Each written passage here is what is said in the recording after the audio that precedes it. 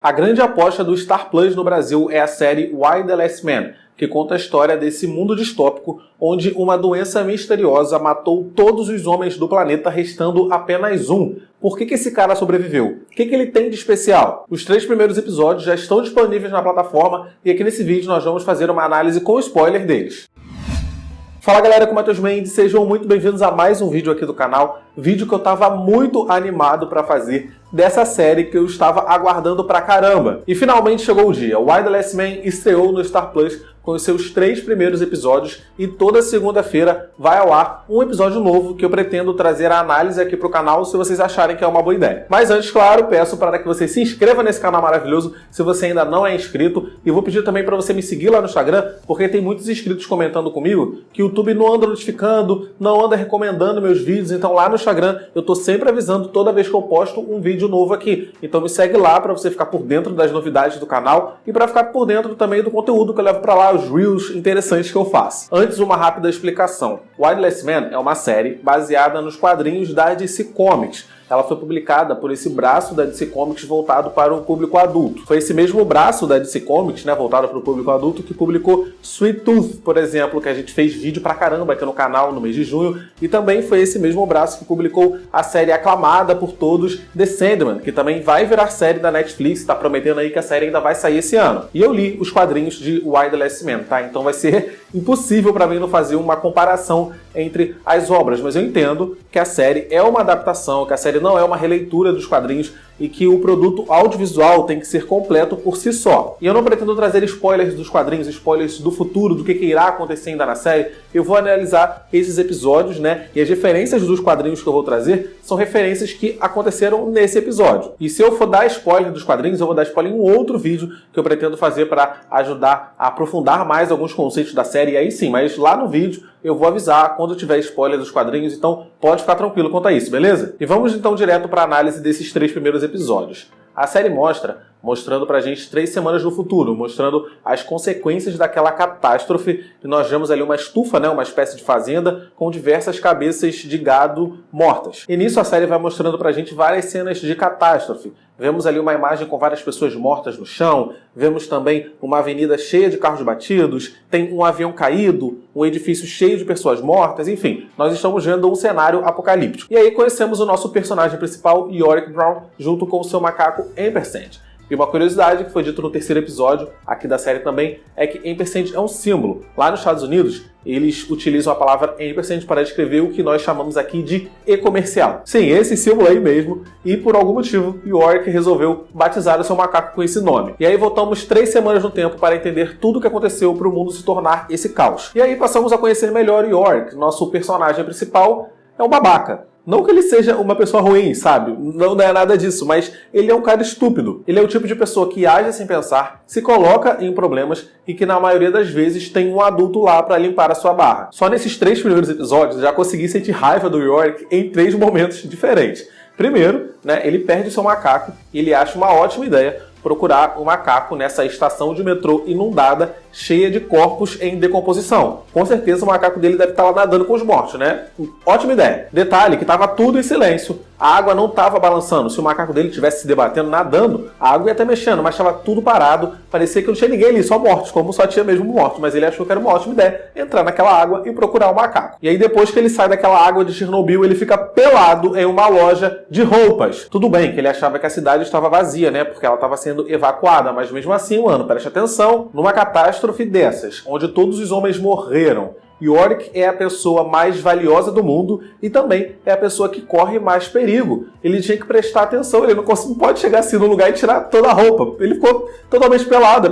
Qualquer pessoa que enxergasse ele ia ver que ele era um homem com o cromossomo XY. E ele é logo descoberto pelas garotas que viviam ali e só sobreviveu pela misericórdia delas mesmo. E depois, já lá na sede do governo, ele perde o macaco mais uma vez e vai atrás do macaco até aquela sala onde ele é visto e ele é reconhecido. Em 3 episódios, ele já fez 3 burradas. Das 2 primeiras, ele se salvou por pura sorte e misericórdia das pessoas, e nessa terceira, ele se salvou porque tinha pessoas capacitadas para defendê-lo, A mãe dele e a gente. Esse é Yorick, um cara de bom coração, um cara legal e honesto, mas um cara que você não gostaria de estar junto no fim do mundo. A mãe e a agente 355 discutindo lá a segurança dele, o que eles vão fazer, e ele tá preocupado em achar a sua namorada Beth. Não quero saber de nada disso, quer ir atrás de Beth. Nossa, dá vontade de dar 2 tapas na cara dele naquela hora, mas esse é o York. Essa é a personalidade dele, e até a gente começar a se acostumar, nós vamos sentir muita raiva dele ainda. Esses episódios mostraram também que o York era um mágico escapista antes do apocalipse. Isso está bem fiel aos quadrinhos, porque tanto essa personalidade dele quanto esse emprego virão a ser importantes no desenrolar da história. Conhecemos Hero, a irmã do York, que parece estar passando por alguns problemas, né? Primeiro, que ela está frequentando essa reunião que ela é obrigada a frequentar desde que ela foi pega dirigindo bêbada, e ela também está tendo um caso com seu colega de trabalho, um paramédico, que é casado. Além disso tudo, Hero parece também não se dar muito bem com a sua mãe. Alguma coisa aconteceu no passado das duas que as afastou. Mesmo depois do apocalipse, Hero prefere ir para qualquer lugar, sei lá, ficar passando fome por aí, do que ir buscar abrigo com a sua mãe, que agora é nada mais, nada menos do que a presidente do país. Hero, com toda certeza, é uma personagem cheia de traumas, e o último trauma da vida dela antes do apocalipse foi que ela matou por acidente o seu namorado. A boa notícia é que ele ia morrer de qualquer jeito, né? Mas, coitada. Imagina o que está passando na cabeça dessa garota nesse momento. Uma coisa que eu achei legal da série, que é diferente dos quadrinhos, é a forma como a série está abordando pessoas trans. Nós vimos ali alguns homens trans junto com a Hero e tal, e nos quadrinhos eles eram tratados como uma aberração, sabe? Uma coisa totalmente fora do normal. Mas a gente tem que levar em consideração também que esses quadrinhos começaram a ser publicados lá em 2002, né? Então eles meio que refletem o pensamento da época. Em muitos momentos nos quadrinhos, quando as pessoas viam o Yorick, olhavam pra ele primeiro, se assustavam, caramba, um homem. Aí depois falavam, não, você não é homem, você é uma daquelas aberrações. Então, uma coisa que eu achei legal na série é que a série está tratando pessoas trans com respeito, o que é importante. E, aliás, Yorick podia muito bem se passar por um homem trans, né? Seria um disfarce perfeito. Ele ia estar lá andando com a aparência dele normal, as pessoas iam olhar e iam falar, nossa, é um homem trans. E iam continuar, só iam descobrir que ele é um homem de cromossomo XY se tirassem a roupa dele, o que é bem provável de acontecer, né? Claro que lá na sede do governo isso não ia adiantar muito, né? Porque as pessoas conhecem ele desde pequeno, mas agora que ele fugiu com a agente 355, esse é o disfarce perfeito que eu tô até achando que ele vai usar mesmo. E aí no final do primeiro episódio nós vemos o momento que a praga atinge todos os mamíferos com o cromossomo Y do planeta. E, aliás, é por isso que a série se chama Why the Last Man, fazendo referência ao cromossomo Y dos mamíferos, né? Biologicamente, as fêmeas têm 2 cromossomos X, enquanto os machos têm um cromossomo X com um cromossomo Y. Répteis e peixes não foram afetados por essa praga, mas todos os outros mamíferos foram, incluindo a espécie humana. Todos os homens morreram, menos o Yorick. Por quê? Podemos descartar que seja uma coisa genética, né? Porque descobrimos lá no terceiro episódio que o pai do Yorick também morreu. Então, não é uma coisa que passou de pai para filho. Aliás, o macaco do Yorick, Ampersand, é macho e também sobreviveu. O que eles dois têm de especial? Essa é a pergunta de $1 milhão. Mas falando da cena da tragédia, né? Do momento que a praga atinge o mundo, eu não gostei muito dessa cena. Eu esperava uma coisa bem mais grandiosa para o momento que a praga atinge o mundo, sabe? Primeiro, uma informação aqui, né? Cerca de 95% dos pilotos de aeronaves são homens. Apenas 5% são pilotados por mulheres. Então imagina aí, 95% dos voos no céu caiu ao mesmo tempo naquele momento. Só para vocês terem uma ideia, a FlightAware é um site que rastreia voos, né? Tem informações de voos de todo o mundo. E nesse momento que eu estou gravando esse vídeo, eu olhei aqui o site, tem aproximadamente 11 mil voos no ar, um pouco mais de 11 mil. Se uma tragédia dessas acontecesse aqui no nosso mundo, 95% desses aviões cairiam. Então imagine a chuva de aviões que seria. Seria uma tragédia inimaginável. Então, sei lá, imaginem 10 mil 11 de setembro acontecendo no mesmo momento. Uma tragédia incrivelmente bizarra, e eu achei que a série não fez jus à grandiosidade da tragédia, entende? Vimos apenas um avião caído e as pessoas mortas assim no chão, acidente de carro. Isso nos quadrinhos eu achei bem mais impactante. Nos quadrinhos eles vão mostrando vários lugares do mundo e como que a praga atingiu esses lugares. Nós vemos, por exemplo, a Bolsa de Valores de Tóquio, um lugar onde tem um público, né, majoritariamente de homens, e lá virou um caos, porque todo mundo morreu ao mesmo tempo. Tem até um pedaço que mostra no Brasil também. É bem interessante essa parte dos quadrinhos, que eu acho que poderia ter sido melhor adaptado na série. Provavelmente eles não tiveram o dinheiro para fazer um evento de fim de mundo tão grandioso assim, e aí ficou essa coisa pobrinha, mas fazer o quê? Vamos seguir em frente. Falando na agente 355 agora, vimos que ela é uma agente ligada a uma organização chamada de Copper Ring, que só responde ao presidente dos Estados Unidos. No momento não temos muita informação nem sobre a 355, nem sobre essa organização, mas eu pretendo trazer um vídeo para o canal aqui explicando, aprofundando mais esses conceitos, e aí sim, nesse vídeo vai ter spoilers dos quadrinhos. 355 disse que só serve e só responde ao presidente dos Estados Unidos. E aí vimos lá no primeiro episódio que ela estava em uma missão, né? Ela explodiu aquela casa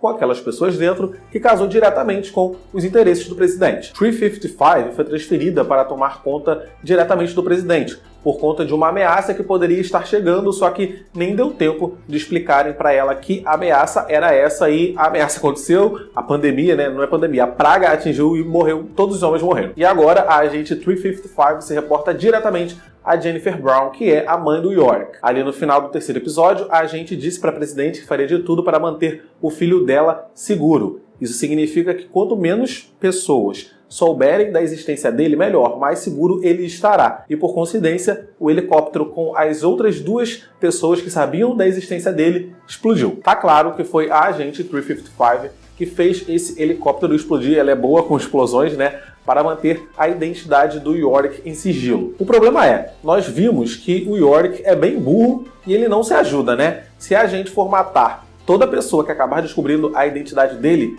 ela vai ter um trabalhão. Vamos ver como que isso vai se desenrolar daqui pra frente. Mas em geral, eu achei esses 3 primeiros episódios promissores. O que vocês acharam? Eu achei interessante ver a situação política que ficou os Estados Unidos com o caos. A Kimberly, que era filha do presidente que morreu, acha que tem que ter mais voz nas decisões do país, e por isso que ela fica lá pentelhando a Jennifer Brown. O pai de Kimberly foi eleito democraticamente. Ele morreu e Jennifer só pegou uma cadeira que estava vaga, então Kimberly acredita que ela, representando o pai, deveria ter mais voz. Mas, minha filha, supera. Seu pai morreu e a Constituição é clara. Agora a sucessão, a pessoa, né, na próxima linha da sucessão é Jennifer. O problema é, Regina está viva em Israel e pela linha de sucessão ela vem antes da Jennifer Brown. Olha o problema armado. E aí tem toda essa questão, né, porque a Regina tinha sido dada como morta, a cadeira estava vaga e Jennifer Brown assumiu esse posto. Ela executou esse trabalho como presidente durante algumas semanas, não se passou só 1, 2 dias, uma semana, já se passou um tempinho. E agora, depois desses meses, a Regina volta dos mortos dizendo, peraí, essa cadeira é minha? Não é bem assim, né? E eu já li bastante Game of Thrones para saber que política não funciona muito bem dessa forma. Regina tinha sim uma reclamação de direito à presidência, mas ela não estava lá para reclamar a sua posição. Ela não estava lá para assumir esse lugar e esse lugar ficou vago. Lugar que foi preenchido por Jennifer Brown. Não tem como agora, depois de semanas, ela voltar a sair da minha cadeira porque eu que sou presidente. Não vai dar certo isso. E vai ser legal assistir essa briga de poderes. Com toda certeza, a Kimberly, filha do presidente, vai ficar do lado da Regina, porque ela se identifica melhor com os pensamentos dessa personagem. Foi dito aqui, nesses episódios, que Regina é uma pessoa completamente racista, né? Uma pessoa anti-vacina, que para falar que para as pessoas não tomarem vacina, dizia que Jesus não tomou vacina. É óbvio que não tomou, não existia vacina naquela época. Enfim, Regina pensa lá por esse lado e a Kimberly se identifica com isso. Sem contar que antes de saber que Regina estava viva, a Kimberly já estava ali meio que articulando em dar um golpe na Jennifer. Então assim, vai ser interessante assistir essa briga dos tronos. Então por isso que eu achei esses episódios promissores e vou continuar assistindo essa série. O que você achou desses 3 primeiros episódios? Por favor, coloca aqui nos comentários pra gente bater um papo. Se vocês quiserem que eu traga review dos próximos episódios, coloca aqui também, que aí eu trago, né, um vídeo semanal para comentar de Why the Last Man. Obrigado por terem assistido o meu vídeo até agora. Se inscreve no canal se não está inscrito, deixa o seu like, porque o like me ajuda pra caramba, e compartilhe o vídeo com seus amigos. Clica nos vídeos que estão aparecendo aqui do lado para assistir meus vídeos anteriores. Tchau e até o próximo vídeo.